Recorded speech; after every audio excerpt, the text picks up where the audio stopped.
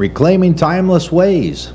Mike Traster, Simon Fuller, and you're here. Thank you for joining us. Another show is underway, and this show's topic, Mike? Talking when you're eating a cracker. Yes, and he's showing you the proper way to do so. Lost and Moving Beyond. I'll steal the intro, give you a chance to have it down. We get together and we do a bunch of shows at once. Right. No, you didn't just catch us ironically wearing the same, clothes over and over again. Boy, they synced up their laundry and getting together perfectly. Exactly. We do it, and so we need a little snack in between. So got to keep our nourishment up, keep that brain functioning, Mike, That's right. so you can keep filling us with good information. Try. The whole idea of learning something and then sharing it, you never know how it's going to affect another person's life. I agree. I You know? agree. Little things. That's one of the things I love about YouTube. Is that there's so much useful stuff on there. There Right. really is. Yeah. This hopefully being part of it. Yeah. Hopefully someone gets some value out of one or multiple shows where we always kind of kick around. Or maybe you know somebody that this particular topic would really suit well for Right. whatever's going on in their world. Sure. Yeah. Loss and moving beyond. So loss of a person, Yeah. a career, or an activity. Activity, somebody has an illness or an injury and they're a professional athlete and they're done. What do? Right, because up to that point, they've extensively trained, dedicated much Right. of their life. Now what? Right. That's their whole definition. Their sense of life. Right. It's their identity. And then they have to say, okay, I have nothing or I have no more of that. Right. Well, definitely had less of that. So a boxer hurts his shoulder, he can't box anymore. Can he coach? Right. So he's still boxing, but he's Right. not doing fisticuffs, Right. right? But Right. he's still in that world. Right. Maybe he's a good coach. I don't know. Or somebody passes away and they're the center of your world or a big part of it. It's never going to, you're never going to go into a state of amnesia. I think if we look at most of the losses that each of us have experienced, what happens is first you're numb, and then you're in this deep state of grief, and you might go back and forth between those, and then you question it, why? You might bargain, what if this, what if that, almost like you want to recreate the past. Right. But you can't. We live in a linear universe in terms of time, so it's done, And then as it changes, we begin to remember more of the quality things than the loss. Yeah. I had an aunt I was just starting to get to know, died last year or so. And I got to know her a little bit. I knew her only a tiny bit as a kid because there was a lot of antipathy in the family, so we didn't know them. But she was a nice lady, I never got a chance to know her well because she was ailing. But at least we had some reconnection. But if you lose a friend or a relative, a parent, a pet, there's that initial period of time, I think it lasts between a couple of weeks and a year or two, Yeah. when you go through that shock wave, anger, grief, what now, powerlessness, all that stuff. Maybe you see somebody hurting themselves. And you can tell them, but you can't force them, Yeah. So then you have to deal with that. Part of that, you might be angry with them. Yeah. And there's a rule. There's a stupid rule. You're not allowed to be angry at dead people. Yes, you are. Yeah. You can be angry at them. Yeah. If they beat their kid or their dog or cheated on their wife or their husband, you can be pissed at them. You can love them. You can say, I love them, and I'm also mad as all hell because this is the pile of shit that they made. Yeah. Both. Yeah. You're not bullying. You didn't dig them up out of the ground and shake them, Right. but you spoke the truth and back to the truth, right? The fact that they died didn't undo the stupid things they did. Correct. Oh, wait a minute. Let's get the eraser and clean the blackboard. Yeah. Sad, very sad, you know. So I remember there was a New York Yankee that I think broke his arm pitching. And it turned out he had a tumor in his arm, and he lost his arm, you know. Well, he went on to continue to live a meaningful life. There was another guy that got hit in the head with a baseball, and he wound up with some serious illness. He couldn't play anymore. What happens? Y.A. Tittle was a pro ball player. There's a very famous photograph of him after a tackle, and he was changed. You know, he was just like hit by a truck. And so the question, and I'm not using those as examples necessarily. I think his name was Dave Gervecki, the guy with the tumor. I'm not positive. Canigliaro wound up with some illness, mourning, numbness, grief, disbelief, anger. Those are all stages that we go through with loss. And we get mad at ourselves because we're not done with it. Yeah. It's natural. Loss happens. And why does it take so long? I don't know. I don't know that anybody knows why it takes as long as it takes. I think there's a double ratio. How connected you are to that person. Sure. For how long. Right. And then the degree of shock and loss. Right. Right? So that, and if you say that, I mean, it's like if it's a kid and their puppy died, and that's all they did was play with that 1-year-old puppy for every hour of the day, you know, 4-year-old kid, and now they're devastated. You look at that kid and you say, you know what? Your sadness is a report of the depth of your love. Sure. How wonderful that puppy was. Right. Was it fair that happened? No, it's not fair. It happened. So can we control everything? A lot, yes. Everything? No. And it's like, so we have to teach that not only to our children and our friends, but to ourselves. And what are some hints or some things, tips, I guess, maybe, you know, time is, the moving on piece of this, Mike, you know, the loss it's inevitable. Mm-hmm. If we live on this earth for any length of time, we're going to experience it. Absolutely. At different degrees. And, you know, what is that next step? Time is a healing factor. Are there some things one can do to just help themselves in that process, Mike? I know grace is always one you talk about. Give yourself that grace. Right. To have every one of those emotions. As I'm listening to you talk, mm-hmm. You're right. You're going to go through all of those. And there's nothing wrong with any of them. No. I think you start, as you lose somebody, you begin to acknowledge them. Speak about my buddy Richie, best friend growing up in high school. Great guy. Became a Marine. And then he got depressed and he became a drunk. And he had pretty severe diabetes, and he passed away about 8 years ago in his sleep. But he never stopped drinking. Now, it was a terrible shock and loss. A great guy, you know. But oh my goodness, was he self-destructive? Yeah. It was horrible, you know.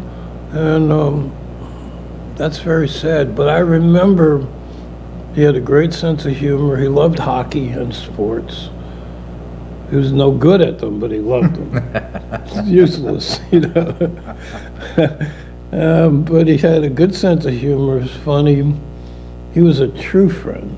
Very loyal, and honest. Yeah. He sold coins and stamps.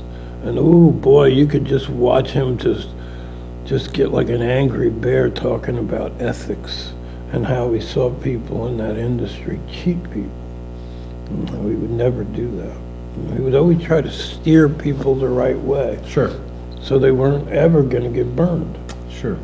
So he had that love for people. He didn't necessarily like people, but he loved them. Yeah, sure. You know? Fair enough. So he was an excellent person. Now, when I speak of him, so I'm going to tell you my experience talking about Richie right now is 15, 20, 25, 30% sad, and about 70, 80% celebrate what an excellent human being he was, Sure. right? So talk about what the values of that person were and the value of that person. You know, say it out loud. Talk about them. Communicate it. Like you're carving in the stone of you're memorializing them in a good way, not in a morbid way. Sure. Right? Asking difficult questions. Why did it happen? What happened? Could it have been fixed? Well, if I'm trying to fix it,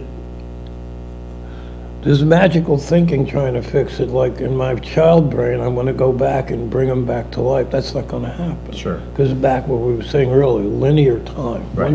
one way, right? But what if I know somebody else that goes through that? I can use his story to tell somebody. Maybe I'll scare the piss out of them, and they'll drink less. Yeah. Maybe, but at least I made my effort. You know. What a waste. Yeah. What a waste. This is an excellent person. Was he a success financially? I don't think so. I think he had a record store for a while with his older brother, and they did okay, but he was always in that funk.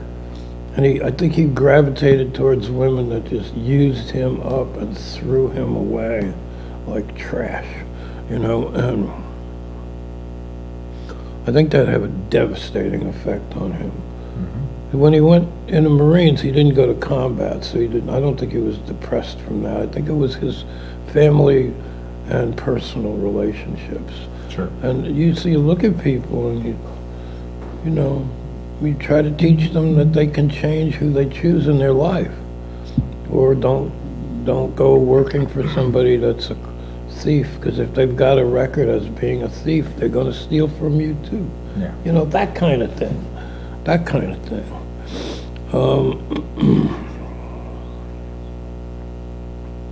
So one thing is that, like I said earlier, like the child, he's grieving for the puppy, and of course the kid is vulnerable, and they've got a small number of things in their life that are core. Sure. You know, so that puppy is like Mount Everest for the Right. kid. So Right. it's like his whole world, in a sense, went away. Right. So you explain that to them. There's no instant fixes.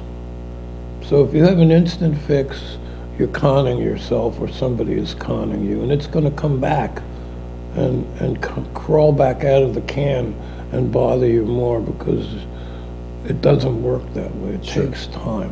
It just takes time. Give yourself the grace of acknowledging that it takes time. That's not important. It's essential. You know, are you weak? Is that why it's taking time? No. Why is it taking time? Because you're alive. Yeah. It's like, how come I have to keep breathing? Because you're alive. Yeah. How come it takes time? Because you're alive. Why do I have to keep drinking water? I drank water yesterday. Your body uses it up and you need more. You're alive. Right. Why do I need food? I ate once. You used it up. You need more. You're alive. You're not Superman. Why not? Just not. It's not the way of things, you know. So, sadness recedes slowly. Yeah. Sure does.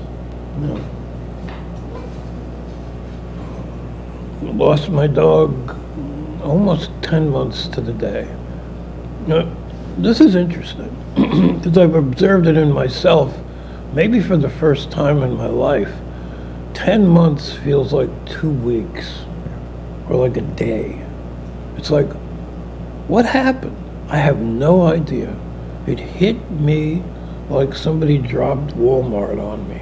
Yeah. It was unbelievable. And time, my sense of time since then has just kind of gone like this. Yeah. It's like there's no sense of time. I can't relate to there being 10 months gone by Yeah. with this beautiful friend leaving. Gorgeous friend. You know him, you saw him. He was kind of hyperactive, you know. Good boy. Very wonderful, sweet. Humor. It's okay to grieve. And if you're grieving and then you stop and you're happy for a while and then a wave of it hits you, it's because an association. Yeah. Something associated in your head, and you click back to it and you go, oh wow, a rope looks like a leash. Oh, my dog, ouch. Right. You know, or my friend or my aunt or whatever, right? Or humor. It's natural to laugh. Sometimes we get guilty because we're happy. Sure. I'm not supposed to be happy. I'm supposed to be miserable. My best friend or my girlfriend or boyfriend or husband or wife or parent would be so offended if they saw me smiling. No, they would not. And if they would, it's their problem. It's not your problem. It's a silly way to look at things. You're supposed to be miserable? Really? You can be. You're naturally going to be for a while, but there's no supposed to. Right.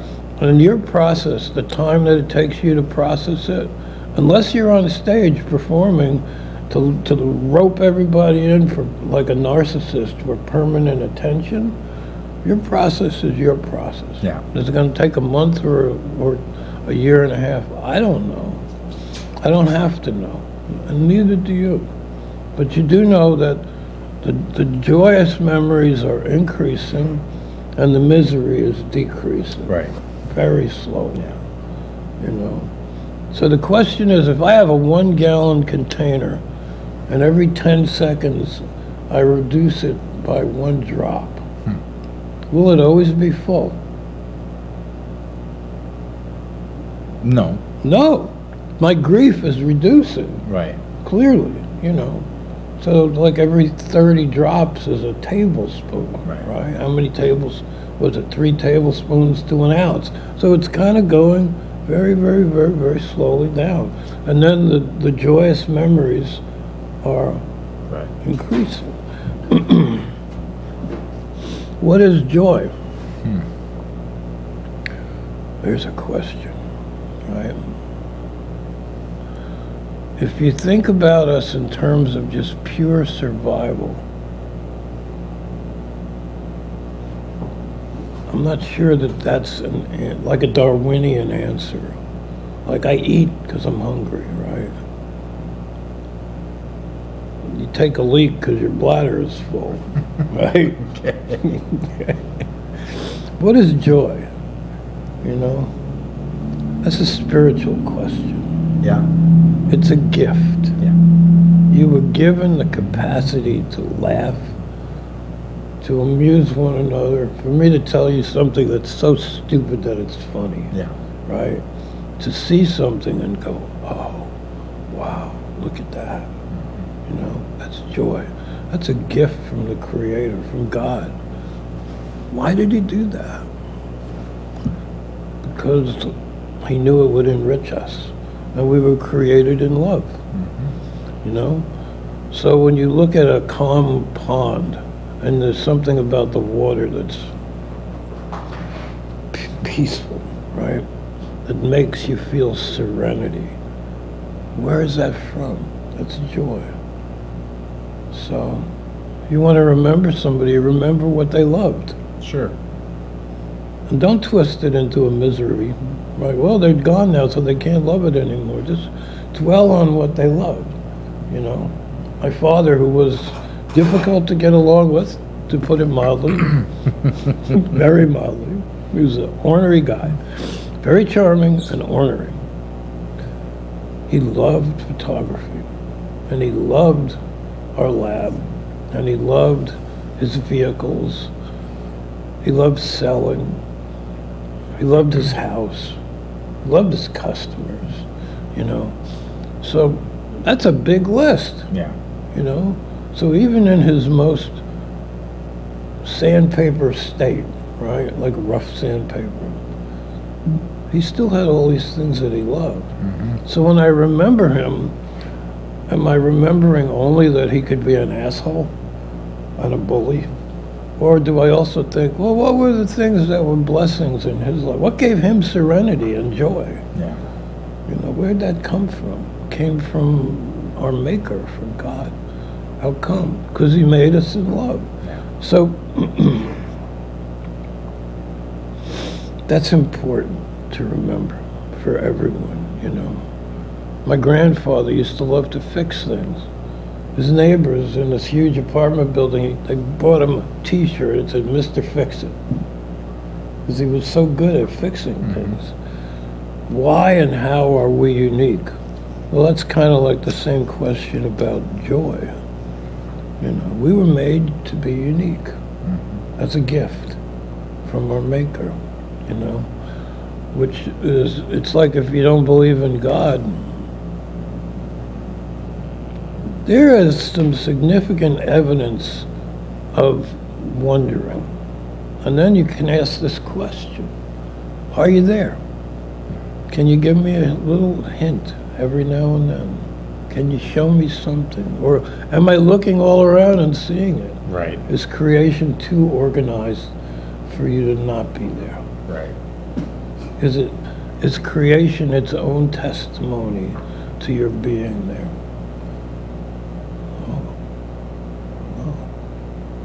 Now maybe I'll experience this state of peace or serenity or hope that comes out of all these questions from a loss. Well, if there's hope for me, God said something very interesting. He said, before the world was, know what the next three words are? From Genesis, you're saying? Huh? You're saying from Genesis in I the don't beginning? remember. But he said, before the world was, the next three words, I knew you. Oh, yeah. Sure. Wow, sure. yeah. And it's like, really? Yeah. I'm not an accident. No. Not even a little maybe. That's, God is telling you with perfect assurance, you're made intentionally. Since before the beginning of the world, I knew you. Well, if he knew you, that means he knew he had a relationship with you. How is that possible? The next three magic words, I don't know. Yeah. But that's okay, Right. right? So, loss and moving beyond. So part of moving beyond is finding miracles and joy and grace, you know, good things to remember. Within those that are lost, yeah. Yeah. Yeah. And time and grace along that time, that path. Very good, Mike. We appreciate it. Not always an easy topic to think about, Not at all. but something certainly we all experience. And it's good to just think about some of these things Right. if you're And going through even that. those people we think about who hurt themselves or who hurt somebody else, there was light in them also, Yeah, you know. And it's important to remember both. Yeah. You know, very, Absolutely. very, very important. And, you know, they took a wrong turn and they hung to it for whatever reason. But that wasn't all of them. right. Okay. Very good. Thank you for joining us for another episode of Reclaiming Timeless Ways. Have a great day. Thank you.